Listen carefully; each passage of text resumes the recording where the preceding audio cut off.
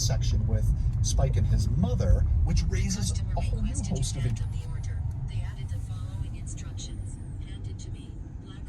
Spike, and in the moment, those stakes, but then dwelling on it, I'm thinking about how that story with his mother still connects to the larger story that you're talking about that I was...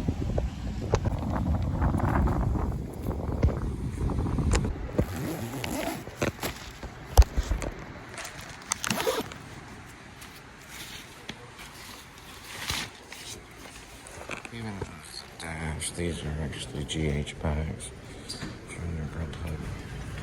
Let's talk about that. And they're outstanding bags too. They mail them too. All incorrectly, but that was the central even idea of that horror comedy, right? Is like, yes, zombies, they began as these ghoulish creatures that must be stopped at all costs, but now let's keep thinking about it. What part of their... So a while back, I was in this area dropping off a Hofbrau coming from Haltom. This is a Silver Sage road, and it did have cellular dropping issues. Now, this is iPhone 11, which is still functional. This is an SE,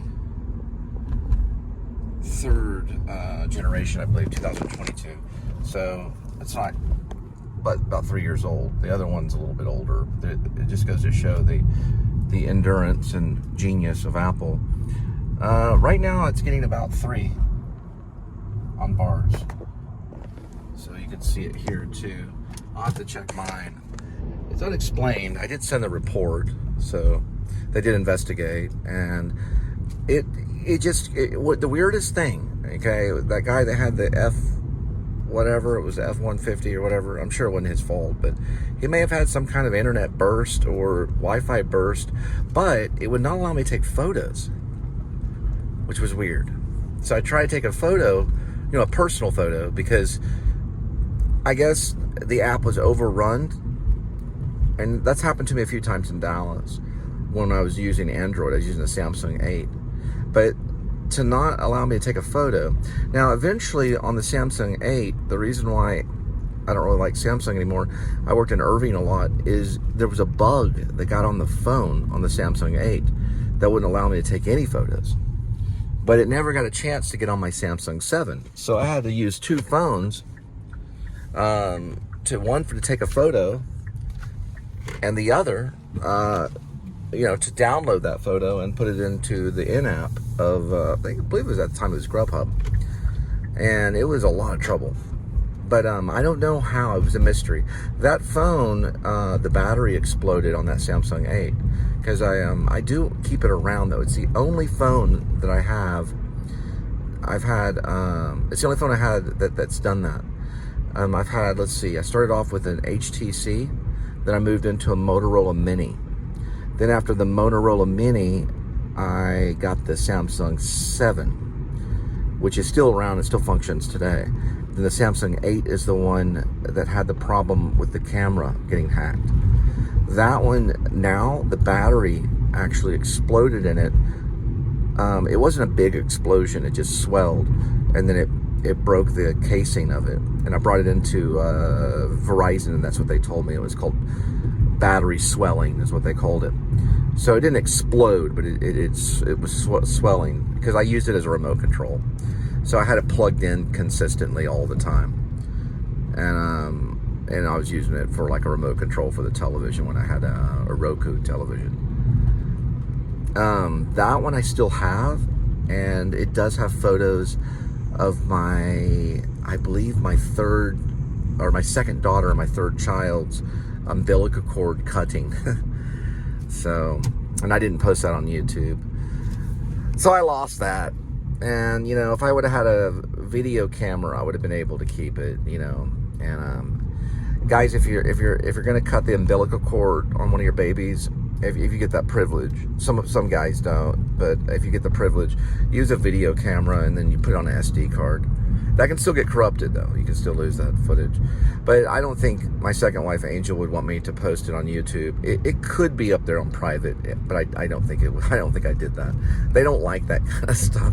Her legs are spread, the baby's out, there's an umbilical cord, the doctor's holding, you know, a scalpel, handing it over to me, and then I'm, you know, it's like a scissor scalpel, and I'm cutting the umbilical cord. And that was all on my Samsung 8, which exploded.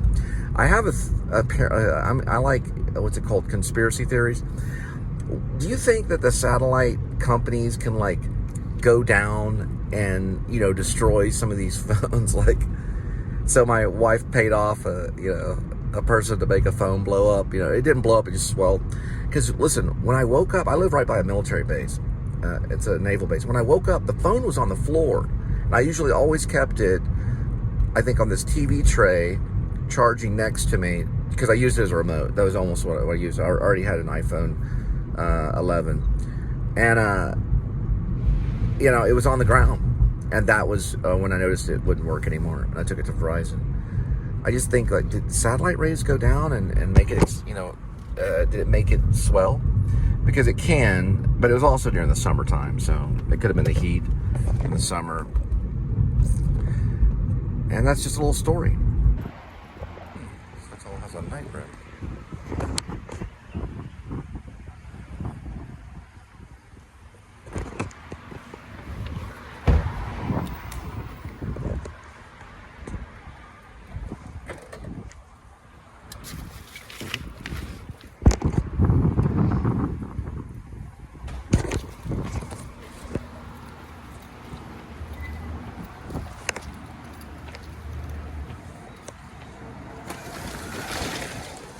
Oh wow, that's a nice little oasis off the highway.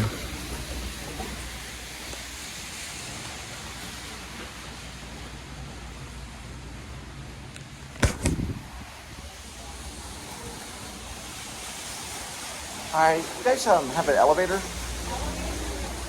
All right, thanks.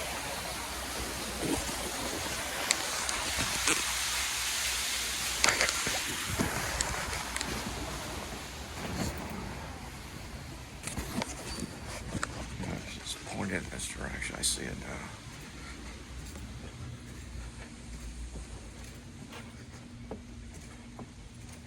Little dip right here. That's interesting.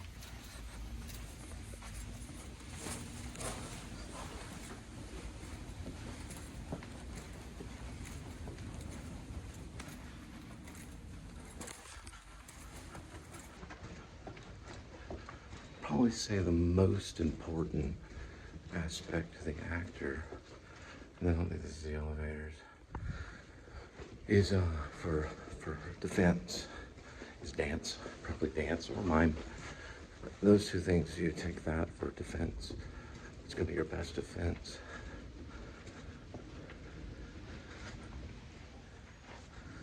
Yep, these are elevators. Well, it's 6 floors. He was able to direct me to the elevators. There we go.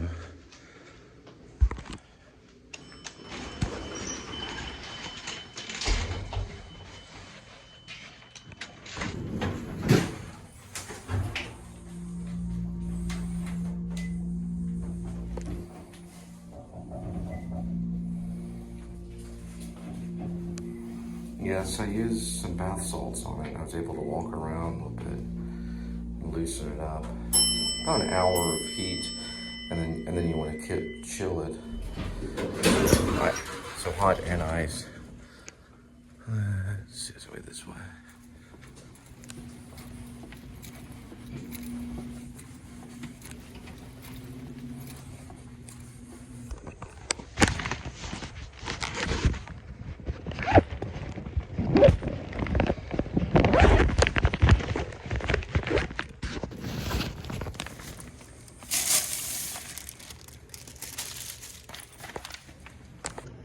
Requested you leave the order at their door. They added the following instructions. Leave at my door.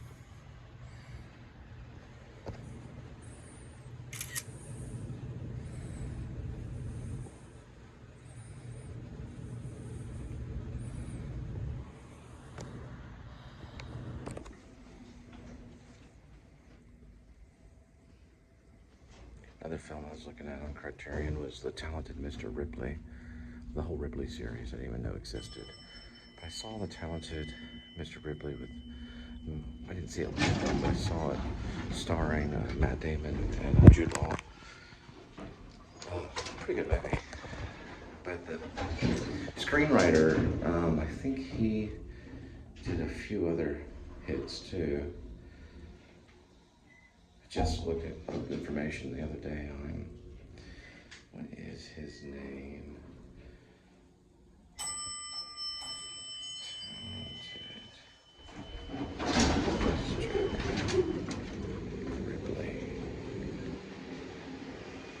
John Malkovich played the character too.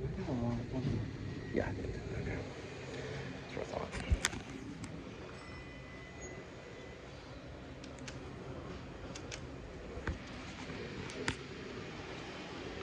Yeah, there it is.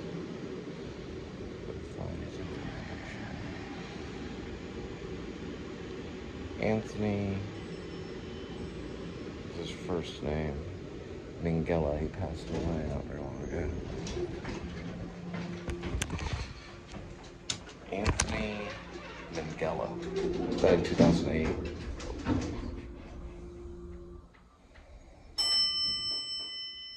Talented, yeah, he did The English Patient. Right. Oh, sorry about that. I don't mean to put that there. Yeah, he did The English Patient. That was a pretty good one. Ray Fiennes was in it. Adapted for this particular purpose, and what I like about that is it's in the tradition of the first film, but also this isn't like cutting edge. All right, looks like we got a $4 one, kind of doing a kind of a dance stretch here. I don't know if the Koreans thought of that when they were building this, but that's at Panda coming up here.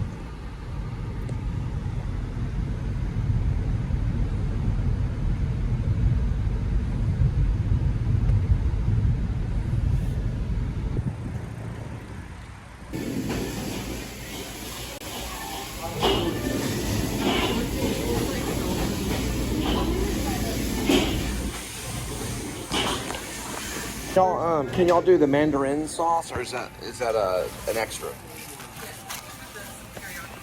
Teriyaki? It's in there?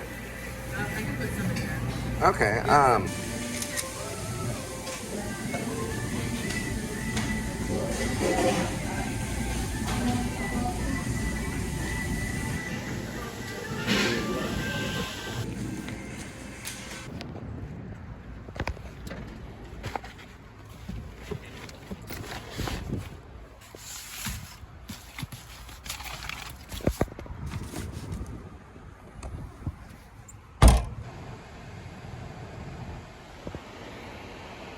that she's a little bit defiant in this moment.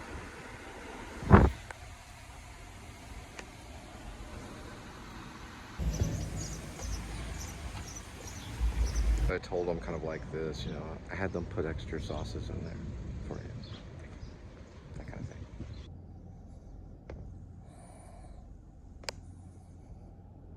To use the mute.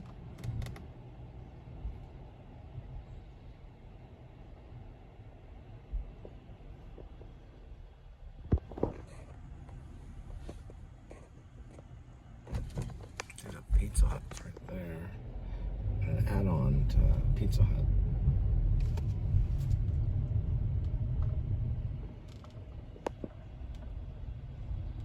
So that's good logistics right there.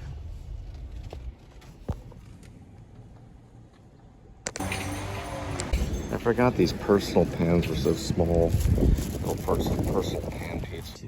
And then says it's time to back. So, Familiar Touch is currently out, as I said, in select cities. If you're in Chicago, you can't see it. The Gene Siskel Film Center. We'd love to know your thoughts about it.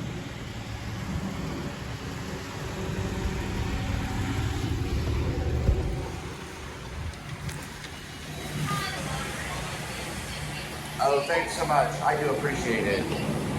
And that's the papadilla? It's on there? Okay.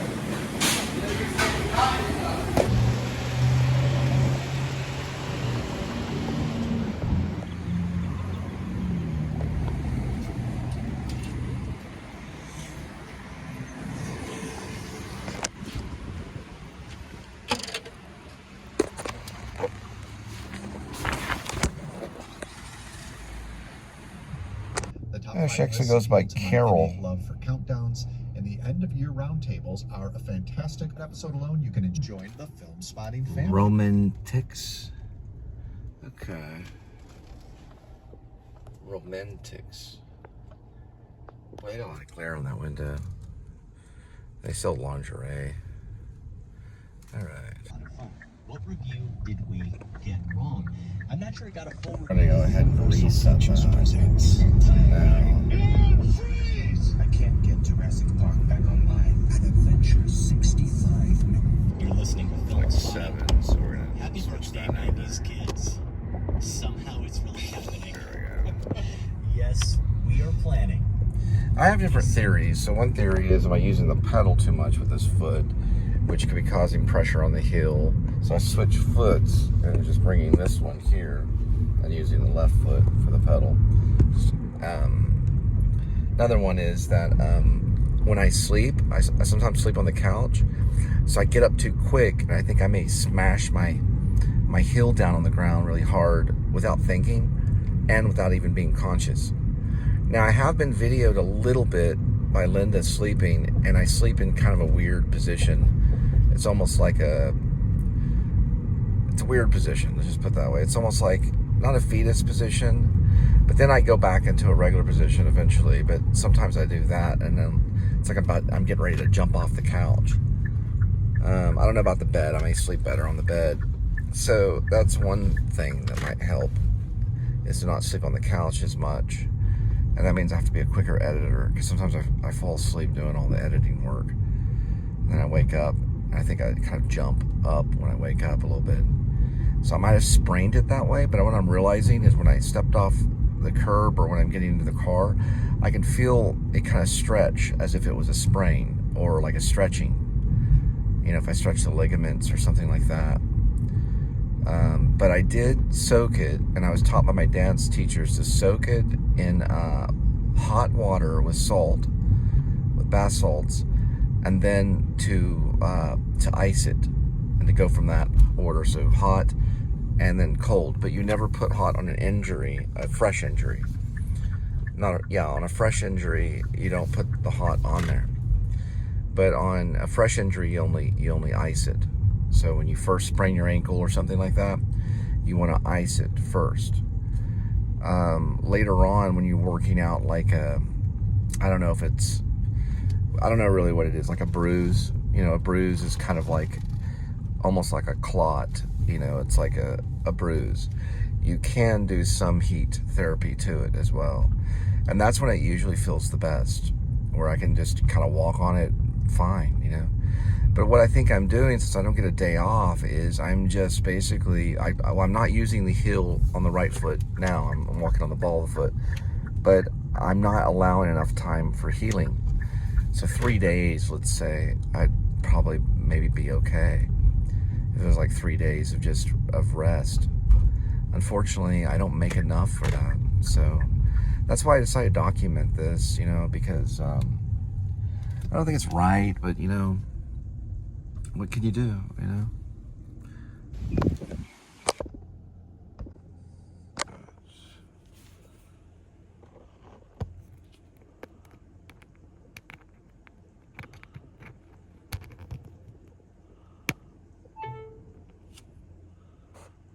I had forgotten there was a third middle trilogy, I whatever know. this I'm gonna is. double check I thought I had everything seen them here. all. Oil You're is on the correct. best route Okay. despite heavier than usual traffic. You'll arrive at 6:26 p.m. And I switch foot here. And I then know. do flat here. I thought I had seen them all, and That way, reading, I realized, the body's well, not I never saw them. repeating the same action over and over again. It's called ergonomics. This is where They do teach a little bit of it at the Actor Studio through a lady that teaches Alexander, who was taught, he was a doctor, Australian doctor, that taught to free up the voice by helping the body, basically. Body Learning is the name of the book.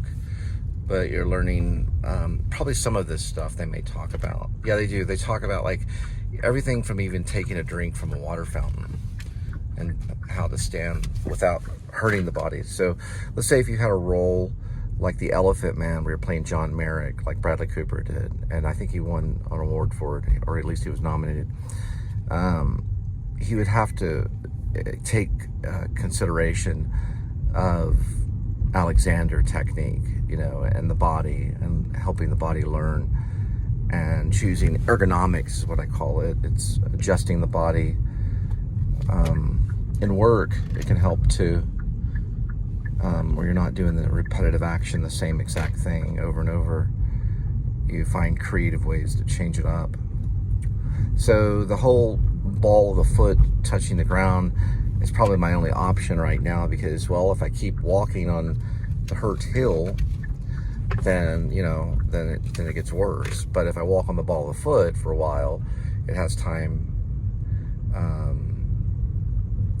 to rest. So the swelling hasn't been as bad as it was over the last few days. Starting Monday, they've been revealing It was all the way over 20 here. per day, the countdown But that's going the right down. one. Brooks, Sophia Coppola, Ava DuVernay, Mikey Madison, Julianne Moore, John Turturro, John Waters, Eddie Yeah, it Guerrero, says 0 feet so right many there. others. But who else is among the other notable names in Hollywood, or in Yep, this case that's around correct. the world? Josh, we were among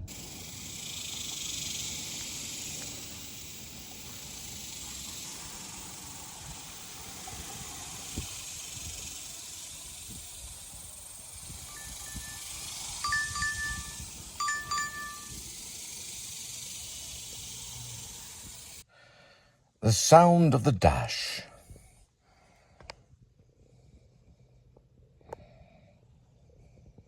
It was fun to submit a ballot, and we know our votes got counted and are part of that list, and we encourage you to check out the list and those ballots by the time you letterbox.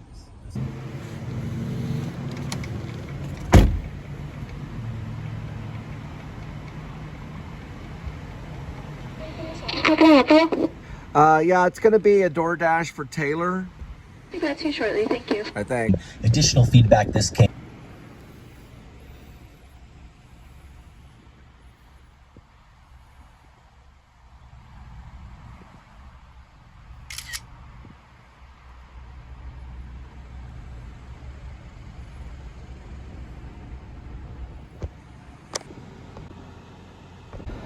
We see Diane Wheat.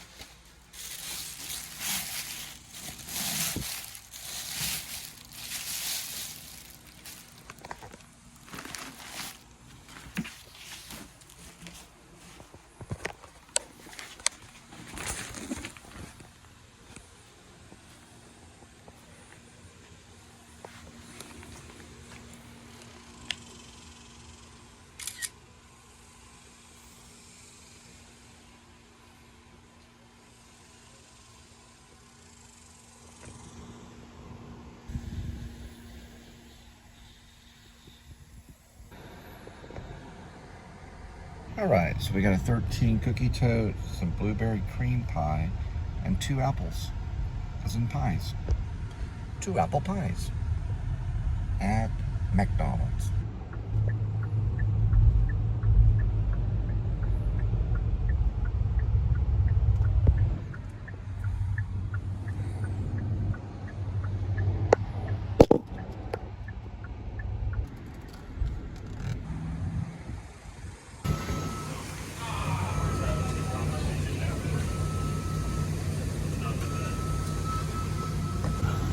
So there you go, Juan Carlo.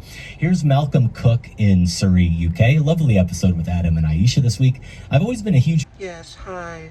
This is your DoorDash driver. Do you have the gate code?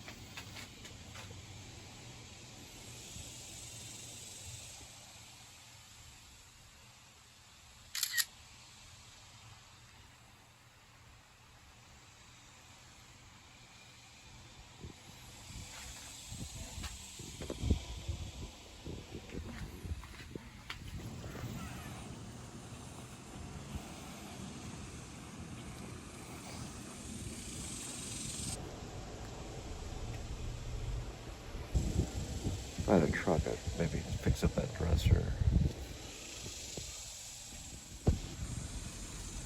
Did you into So you naturally kind of want to look after Ian those McGregor. ones. That's normally Ian the way you McGregor balance on it. Film Spot. I remember when before I left to Hollywood, I had to compare myself to another actor. Ian McGregor was one of them, so was Christian Bale. As English actors. I don't think I chose Paul Rudd, though. Because some people said when I was in my late 20s, I looked like him. I like Ian McGregor, though. He's a good actor. Significant weakness. I mean, I'm very fortunate. I have I've got 3 kids, 2 wonderful daughters, you know, and they point out how little time I spend on the women. And in fact, train spotting. That's cool. So I chose Ian McGregor. He has 2 daughters. I have 2 daughters. That means he has a son. That's awesome. I'd like to meet him. He's a good guy. Plus, he's part of the Star Wars trilogy. And he's in a few of my favorite movies, too. I like Train Spotting. I need to put that on my honorable mention, too. I'm sorry about that. I need to do that. I'll get...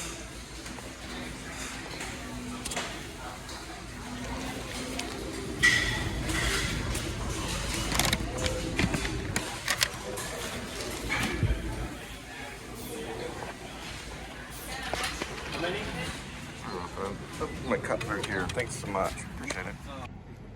You can see the 2. If you go like this, and you go here, it's a little easier. You scroll all the way down, you see the address, you can see it like that.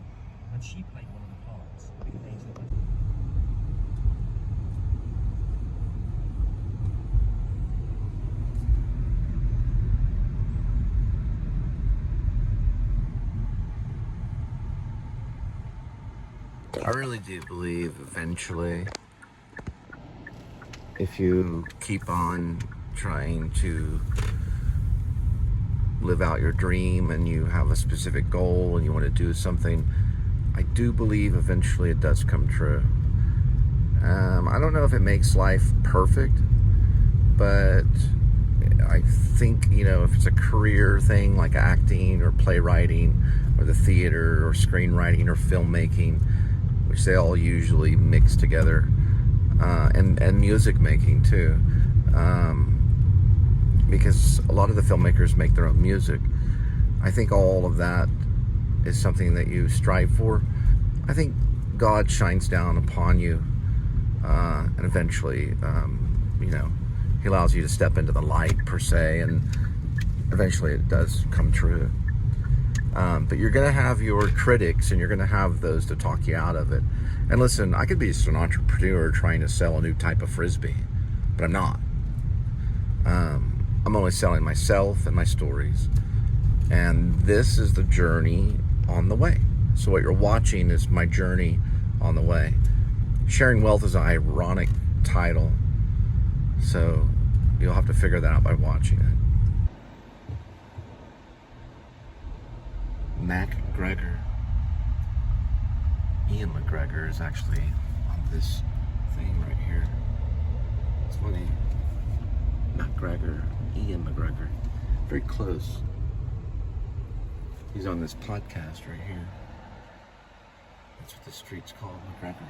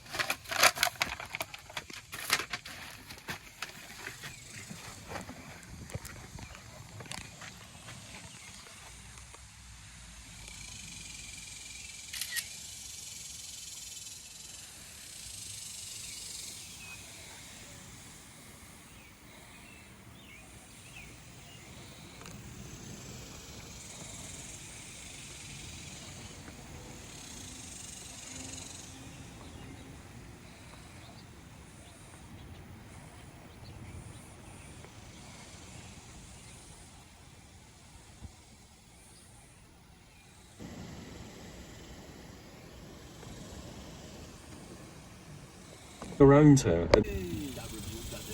Oh, there's an add-on, says additional $9.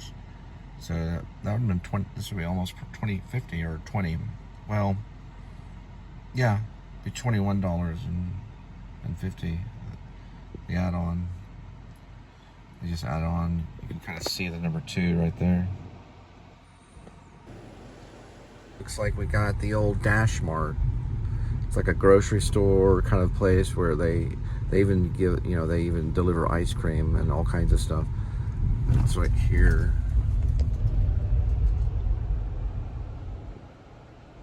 Known as the Detroit Cookie Company, coming out of Dash Mart.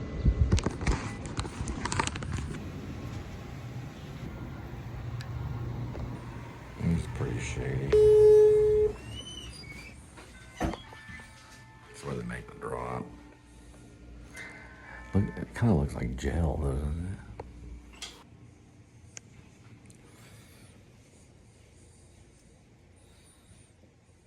All of that in there.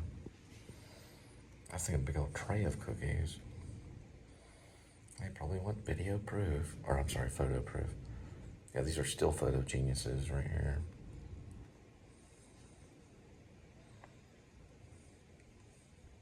Yeah. Now we gotta go to a flower gift boutique.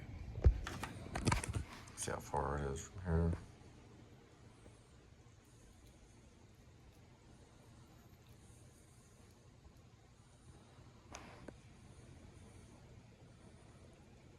That's something. Yeah, I'll have to figure it out.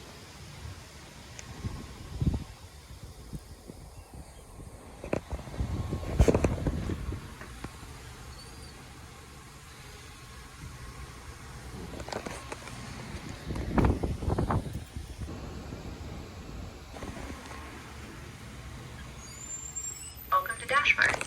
Please press the intercom button, and an associate will be with you shortly. Sure, I'll be a robot. Whatever you want.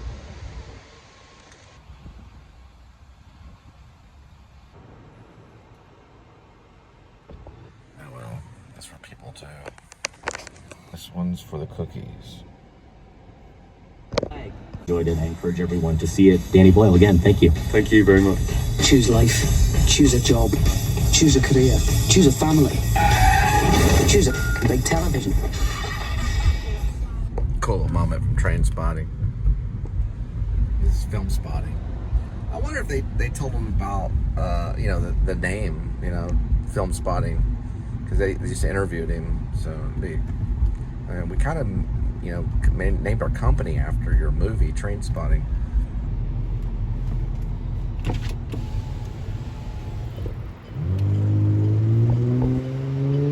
Yeah, so I went to Haltom for a little while. I left Richland because I was out of zip code.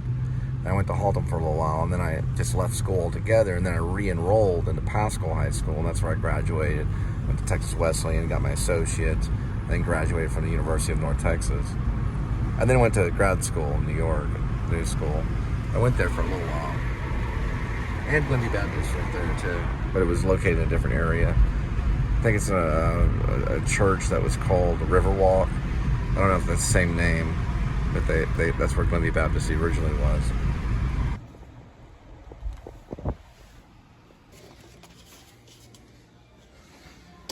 Light roast. Probably go with the light roast. Probably be drinking a little more coffee, which I probably shouldn't do that, but here's the shots. Actually, no, that's really good. What is this, salted caramel? Salted caramel. The honey in my coffee.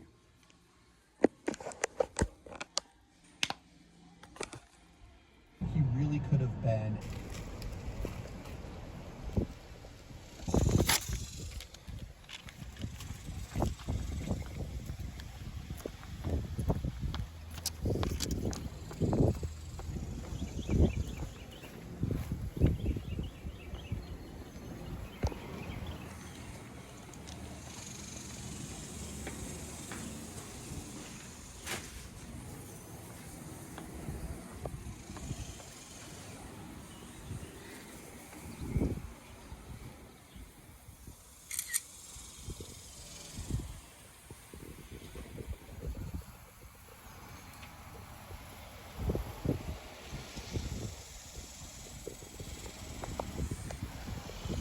Man, today is so far a pretty good day. Also, I'm adding 20 on top of that. This is Phil's. Are you waiting on fireworks? Oh, okay. Over there. I thought we were in June. What? I thought it was June.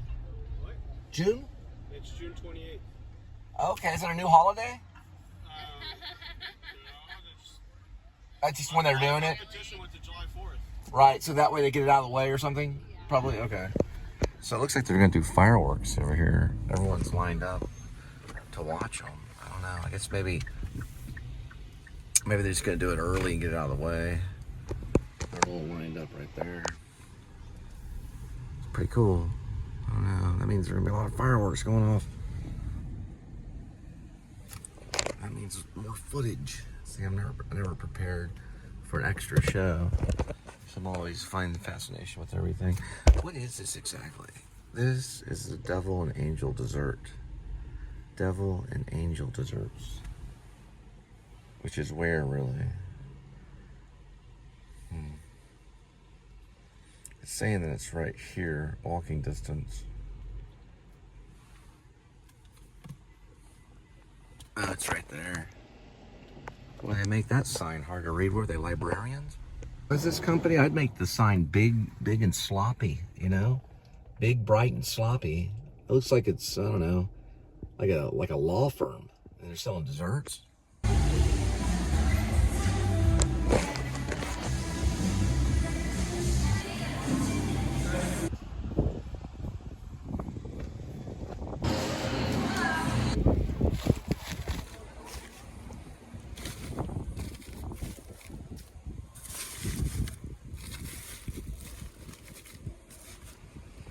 See the matchup Only the case for the right first there. third or so of And they're basically getting ready to watch fireworks. 12-year-old son, played by a fresh Over there. Williams, in the ways of zombie Over there.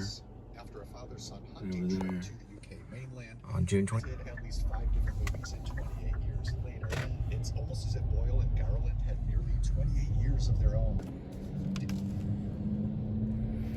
So they're all getting ready to see the fireworks, which this will be new parts of the show. You can see down there, they're doing some fireworks control. Probably the fire department's behind a lot of it. And they're probably gonna go off right there by the mills. It's where they make dog food. Back when I was a kid, we used to pretend those were castles when we played Dungeons and Dragons. It was in Summerfields over that way. That's probably where they're gonna fire it because there's a lot of gravel and it's like a trail. There's probably a train yard that's not used that they may be launching out of. So everything falls down on gravel rather than like in the middle of a field.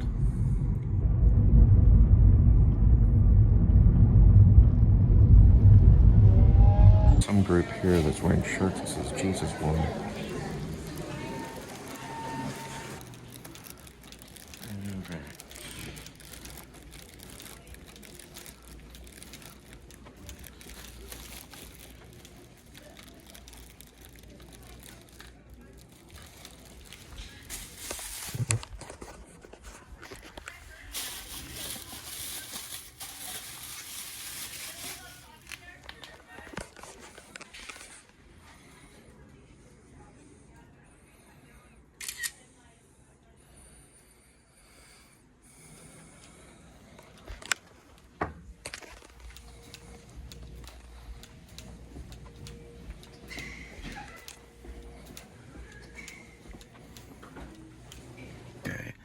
They're a Baptist church. I thought they were a baseball team. Then I asked if they were a Baptist baseball team. They're like, no, just a church. They're wearing jerseys that said Jesus Won. I thought it was some kind of baseball team. Ahead of the storytelling. And what I mean by that is there's just so much provocative material and potential in these stories that he's invented. Okay. And in many That'll cases, work. You can kind of go like that. on the screen. Let's see, they're going the right way. The movies get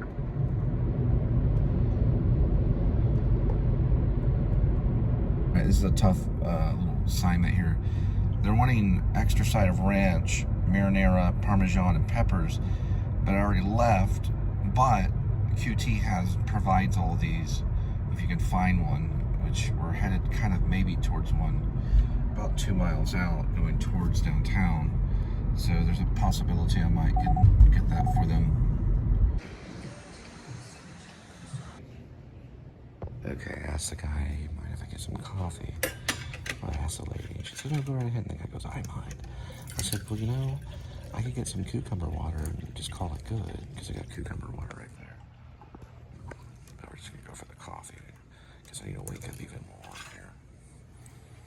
Second cup going on.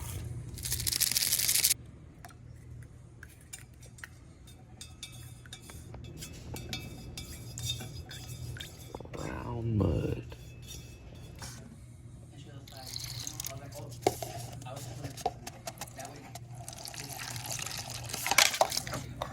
So I'm just gonna go over. I usually cut off at about 100, but I just be idling if I, you know, I'm just gonna have to keep making the money. But that's okay. It'll help us. So, I mean, I usually at about 100 just call it a day, which I could, but then I have to wait for. It's a long story.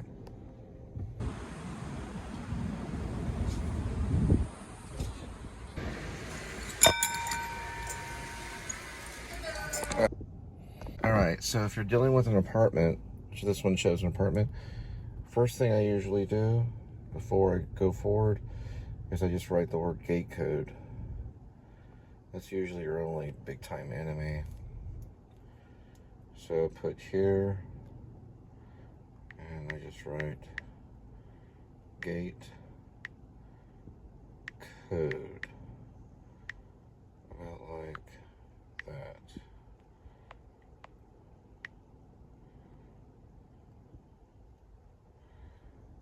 Gate code.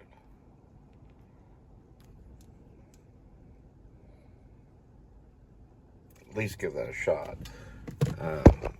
And then there's always other people going in. All right, there they go. So that's what they were looking at, or looking for. The fireworks. Probably be headed towards that area, maybe. I guess they went off around about 9:29. And I guess they're going a few days, a week or so before July 4th. I guess they're just kind of wrapping it up, and, you know, maybe this is pre-fireworks. It's supposed to be a professional display, so it'll be on that direction, right over Summerfields, if you're familiar with this area. We're by Western Center. But once I turn everything off, then they'll be like right in front of me, so that's why I'm keeping the camera rolling. Now I'll go ahead and cut him.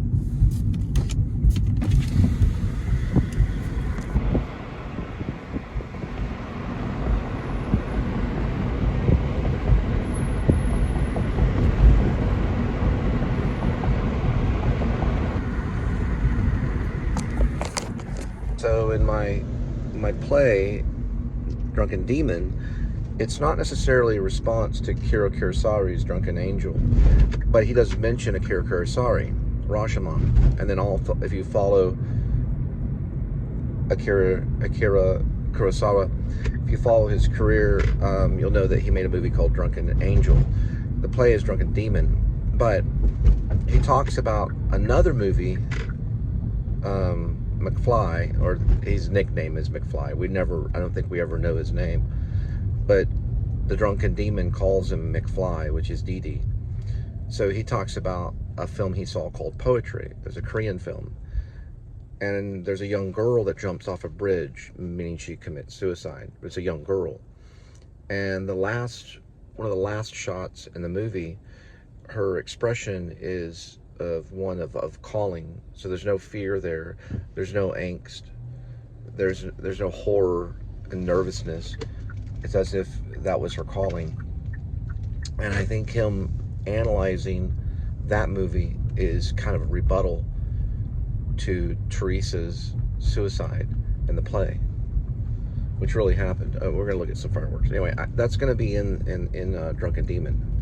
So we'll have to see if it makes it on paper.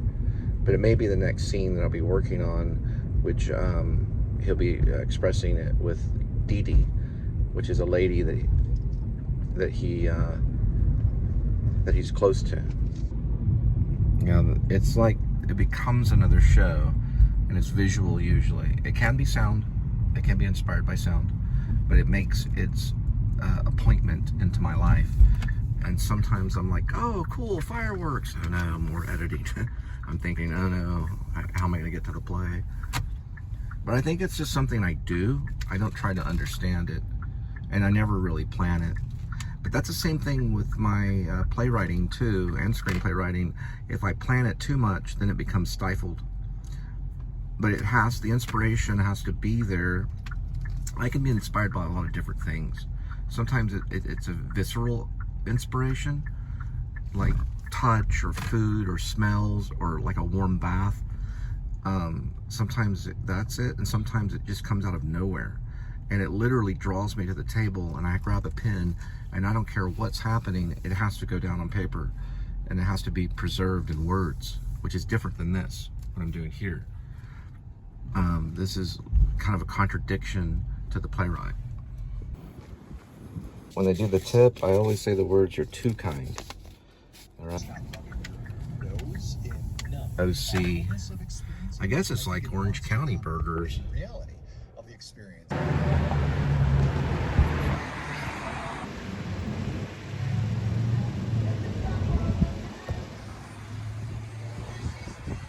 If it goes into notes and format that way, where you use colons and stuff, and then just put it in quotes, descriptions. Sometimes it'll be in parentheses or just be regular. It's not that big of a deal.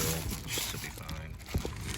I haven't had to experience, but Ryan was played by Andy Woodley, and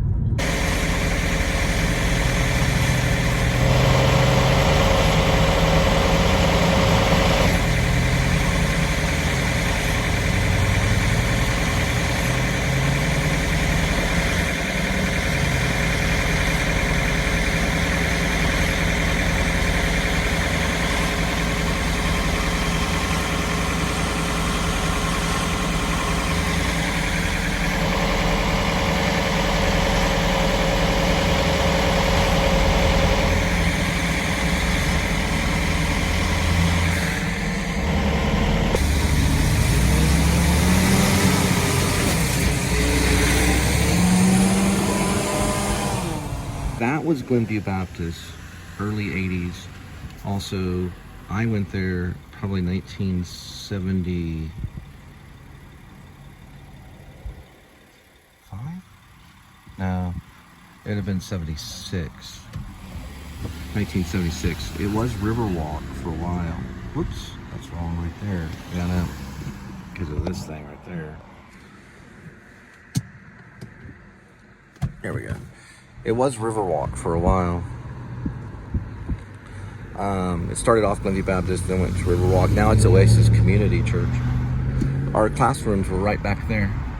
That's where we learned about forgiveness. Inside of these little trailer homes and stuff. They actually taught forgiveness at the school in first grade, and even kind of taught, and healing in second grade, because I was dyslexic for a moment. It happened a few weeks. All my numbers were backwards and everything. The principal, who was probably also a minister, he healed me. He only talked to me, and he showed me how to write the numbers. Again, is how he did it. He was a great principal. He was in a wheelchair. He also didn't give me he did give me an award. He gave me a physical education award. And I was probably in 6 to 7 years old. And I remember all my friends got all the academic awards. I had friends. I remember them now. They all got academic awards, and I thought, wow. And I was the last one in the bench because we were, in the little pews. And then they called my name out. It was for the physical education award because the principal worked with me on how to play this low blow tag game with these other kids, where you grab the capture the flag kind of thing. And I would win all the time. I could even win against 2 others. So I was very, very physical. And so they gave me a physical education one. That was my gift. That's why I do these weird walks and things. I understand the physicality of things. But I remember winning that award thinking, oh, okay, so I do count. It was that kind of feeling. I felt really accomplished that day because I actually got a certification. I wasn't the greatest in academics, though.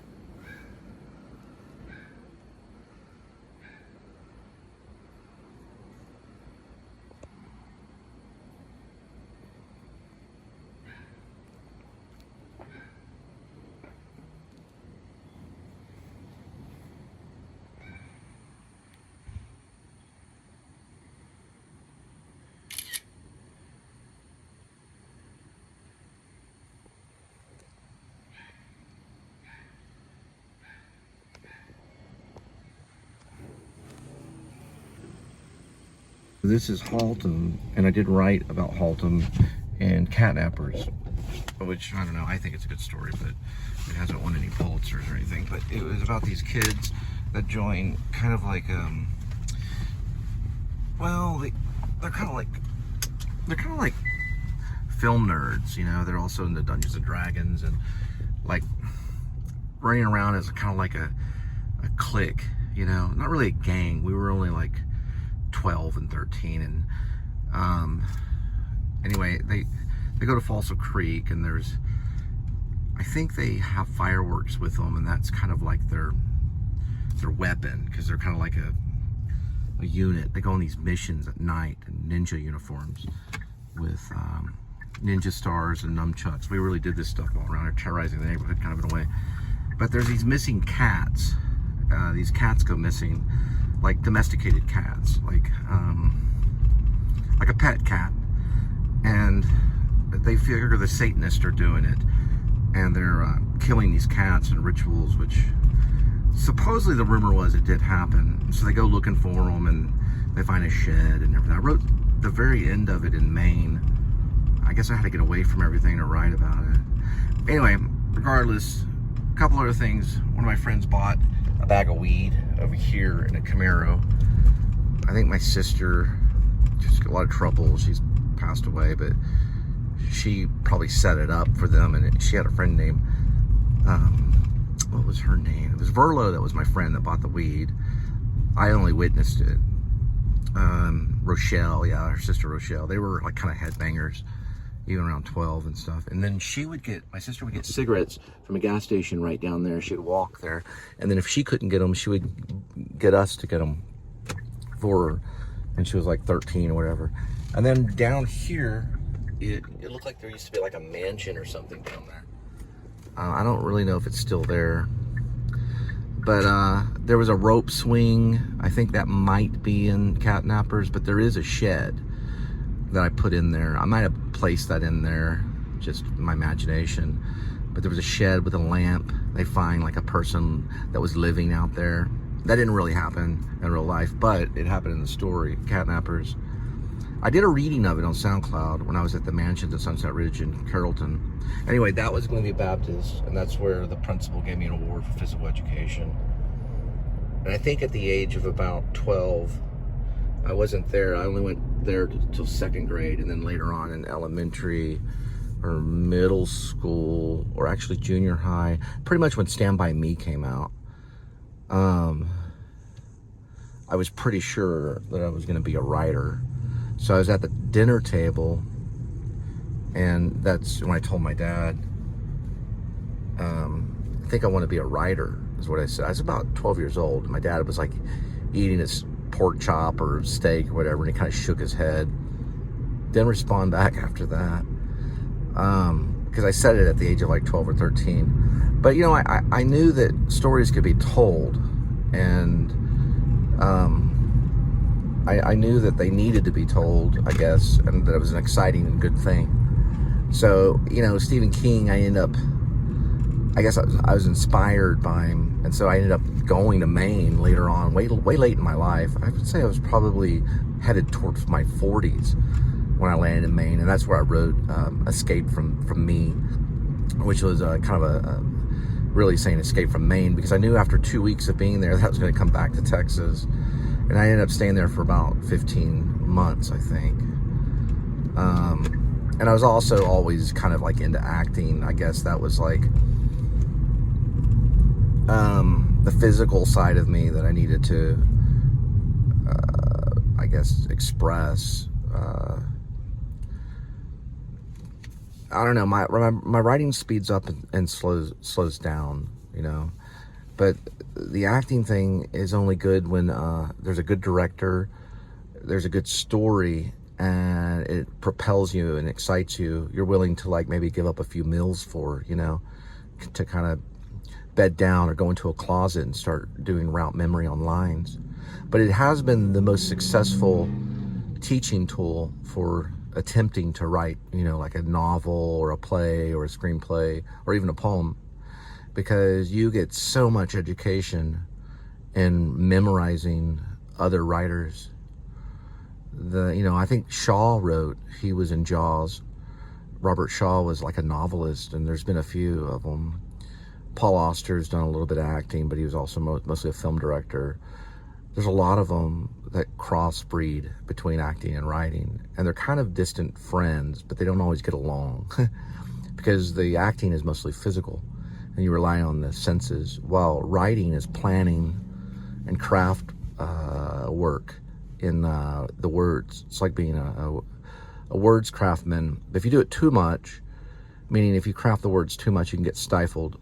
So the story's there, and you're like, it's like an archaeologist too. You know, you're digging up a story that's been there before, right?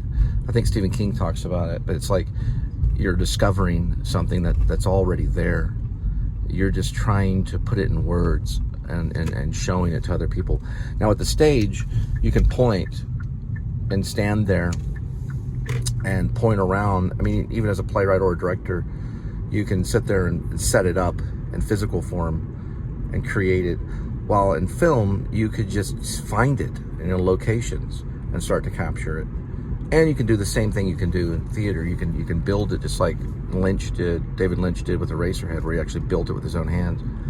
There's a lot of different ways of approaching a story, you know.